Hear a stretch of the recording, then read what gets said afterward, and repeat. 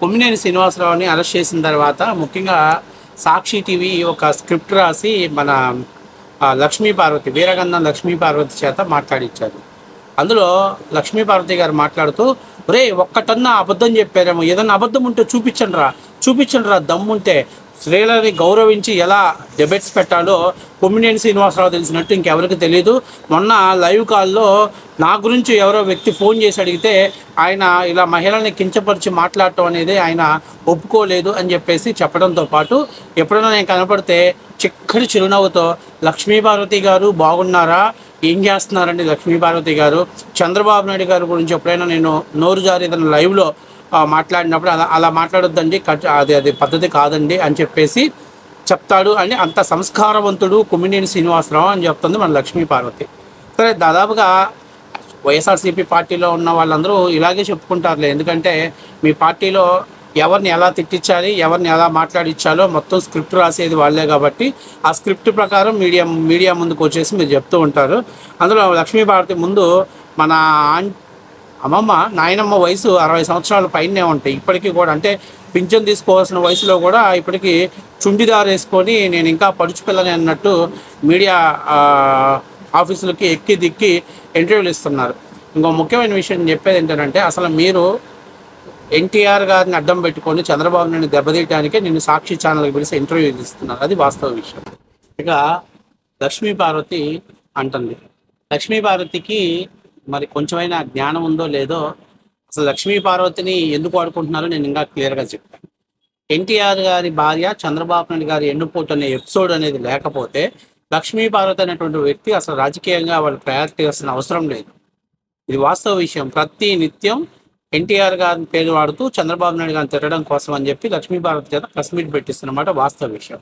ఇక ఏమో చేత వైఎస్ఆర్సీపీ సంబంధించినటువంటి యూట్యూబ్ ఛానల్ అన్నీ కూడా మన లక్ష్మీ పార్వతి గారు ఇంటర్వ్యూ ఇస్తారు, వెళ్ళేసి లక్ష్మీ పార్వతి దగ్గర ఇంటర్వ్యూ తీసుకోమని చెబుతారు.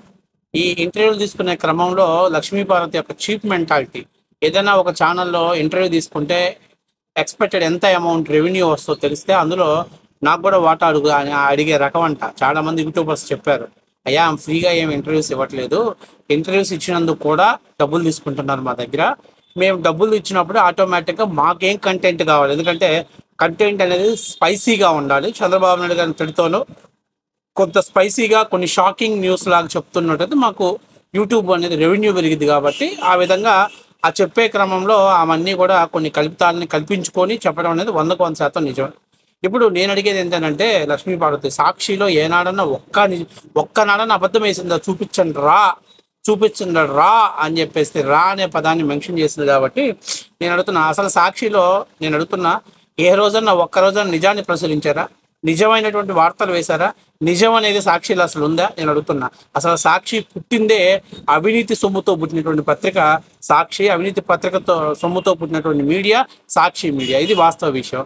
అప్పట్లో తండ్రి అధికారాన్ని అడ్డం పెట్టుకొని క్రిప్టో ద్వారా పెద్ద పెద్ద పారిశ్రామికవేత్తలకి బినామీలు తప్పుడు అంటే SEZలు సారవంతమైనటువంటి భూముల్ని లేకపోతే ఖరీదైనటువంటి భూములన్నింటిని కూడా స్పెషల్ ఎకనామిక్ జోన్ అని చెప్పేసి ఒక సెజ్ను తయారు చేసి వాటన్నిటిని కూడా కార్పొరేట్ కంపెనీలకు దోచిపెట్టి జగన్మోహన్ రెడ్డి గారికి అక్రమంగా దొడ్డిదారులో పెట్టుబడులు పెట్టినటువంటి జగతి పబ్లికేషన్స్లో పెట్టుబడులు పెడితే అక్కడ పుట్టినటువంటి అక్రమ సంతానం ఈ సాక్షి పత్రిక, సాక్షి మీడియా, ఇది వాస్తవ విషయం.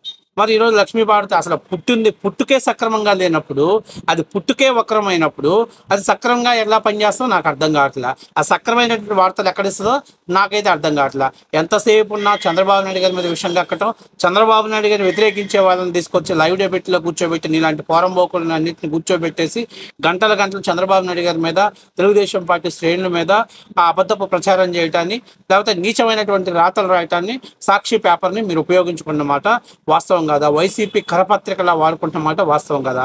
నేను ఇంకో చిన్న మాట చెప్తున్నా. అసలు ముందు మెయిన్ నేను అడిగేది ఏంటంటే, లక్ష్మీ పార్వతిని లక్ష్మీపార్వతి గారు అంటే నందమూరి లక్ష్మీపార్వతిగా నువ్వు మార్కెట్లో చలామణి అవుతున్నావు కాబట్టి నీ ప్రేమని వాళ్ళు ఉపయోగించుకుంటున్నారు. అదే వీరగంధం లక్ష్మీపార్వతి అనేటువంటి పదంగా ఉన్నట్లయితే ఈ రోజుకి నిన్ను వైఎస్ఆర్సీపీ ఆఫీస్లో కూడా అడుగు పెట్టనివ్వరు. ఆ విషయం నువ్వు మర్చిపోయి మాట్లాడుతున్నావు. అంతేకాకుండా నేను ఒక విషయం చెప్తున్నా, ఇప్పుడు కూడా ఇంకా పింఛన్ తీసుకొని కాటికి కాల్ చెప్పి ఈ వయసులో కూడా ఇంకా చంద్రబాబు నాయుడు గారి కుటుంబాన్ని వదిలిపెట్టను, నారా వాళ్ళ కుటుంబాన్ని వదిలిపెట్టను, నందమూరి వాళ్ళ కుటుంబం నాశనం అయ్యేదాకా నేను నిద్రపోను అని చెప్పి మంగమ్మ శపథాలు చేస్తా ఎవరైతే చంద్రబాబు నాయుడు వ్యతిరేకిస్తున్నారో వాళ్ళ ఇళ్ళకెళ్ళి వాళ్ళ పంచన చేరి వాళ్ళ పక్కన కూర్చొని వాళ్ళ కోసం పనిచేస్తా నువ్వు ఇటువంటి సుత్తే రాజకీయాలు చేస్తా, సుత్తే మాటలు మాట్లాడుతా ఏదో ఒకరోజు ఖచ్చితంగా తెలుగుదేశం పార్టీకి సంబంధించిన మహిళలు నీకు సరైనటువంటి గుణపాఠం చెప్పే రోజు దగ్గరలోనే ఉంది. ఇది వాస్తవ విషయం. ఈ రోజు నడుతున్న కొమ్మినేని శ్రీనివాసరావుకు నీకున్నటువంటి మధ్య సంబంధం ఏందంటే నువ్వు ఏదైతే నారా చంద్రబాబు నాయుడు గారి మీద నందమూరి కుటుంబం మీద విషం చెమ్మటానికి నిన్ను ఒక విషపు మొక్కగా వాడుకున్నారు కాబట్టి దాన్ని నేను పెంచి పోషిస్తున్నమాట వాస్తవ విషయం.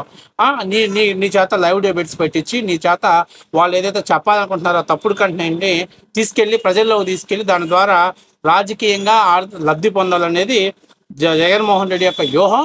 ఆ వ్యూహంలో భాగంగానే మీలాంటి వాళ్ళందరినీ కూడా పావుల్లా వాడుకుంటున్నారు. ఇంకా నువ్వు సిగ్గు లేకుండా మీడియా ముందుకు వచ్చేసి కొమ్మినేని మంచివాడు, కొమ్మినేని చాలా సంస్కారవంతుడు, కొమ్మినేని మహిళని బాగా గౌరవిస్తాడు అంటే నిన్ను గౌరవిస్తే రాష్ట్రంలో ఉన్నటువంటి మహిళలందరూ గౌరవించినట్టేనా? నేను స్ట్రైట్గా అడుగుతున్నా. నీ విషయంలో ఆ కాలర్ అడిగినటువంటి వ్యక్తి చాలా స్పష్టంగా అడిగారు.